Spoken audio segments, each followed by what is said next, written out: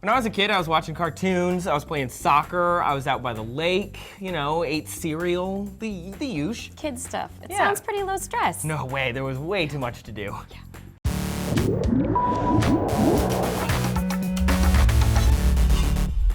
Hey everyone, I'm Trace. Thanks for watching D News. Today we've got a very special guest, Dr. Kiki Sanford from This Week in Science. Hi, Kiki. Hi. Sounds like you've had a pretty low-stress childhood. Yeah, all kidding aside, my parents fought and whatever like everybody else's, but I totally did have a low-stress raising. And there's a new study in PLOS 1 that says that having childhood stress can actually affect us forever, right? Yeah, specifically social stress like bullying and abuse during adolescence. It can result in a lifetime of anxiety. The study focused on mice and found that 2 weeks of hostile aggression from an adult made young mice more likely to respond to social interactions with aggression when they grew up.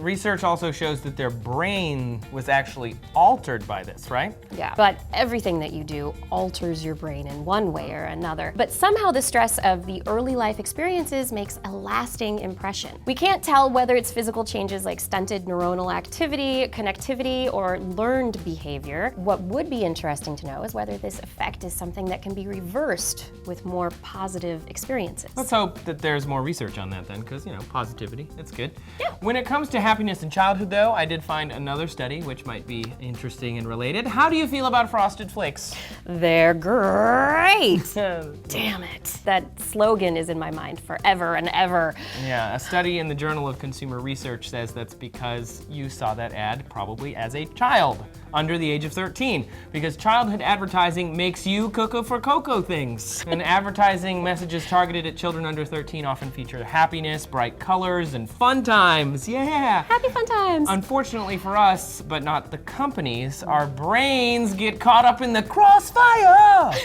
You ever see that commercial? Anyway. Yeah. We hold on to those feelings and we hold on to them long into adulthood. Yeah, the feelings, the jingles, the slogans, all that stuff. The study went on to say adults who were tested rated the brands they learned to love when they were also kids as healthier, and also had a positive view of any extension of that brand, which exists today but didn't when they were kids. That's surprising, because what we learn as kids carries over into our adulthood years in some really surprising ways. The negative impact of emotional stress, the positive impact of advertising.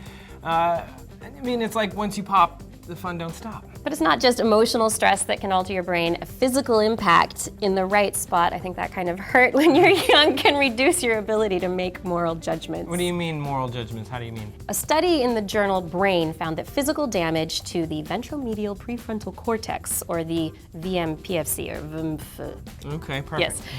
Yes. During early childhood, were more likely to think that self-serving actions like lying or stealing were okay. So 5-year-olds with damage were less morally competent than 16-year-olds with damage, and 16-year-olds were less than 30-year-olds. Okay.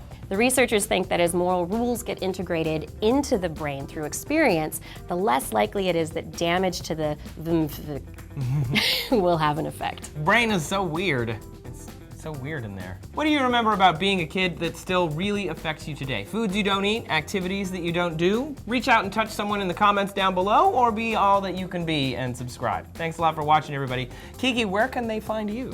You can find me at drkiki.tv.